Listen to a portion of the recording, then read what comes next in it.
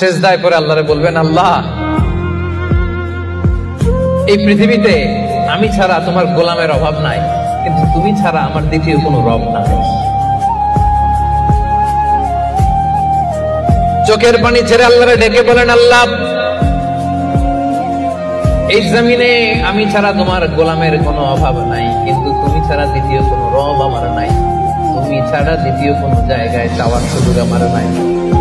চোখের পানি ছেড়ে আল্লাহরে বলেন, আল্লাহ কোরআনে তুমি শিখিয়েছো ফরিয়াদীদেরকে কেউ যদি চায় ওই ফরিয়াদীদেরকে বারণ করা যায় না, তুমি কেমন করে এই অভাগা ফরিয়াদীকে আজকে ফিরিয়ে দিবা? চোখের পানি ছেড়ে আল্লাহর কাছে চা, সব তিনি দিয়ে দিতে পারেন। চিল্লায় বলেন ঠিক কিনা?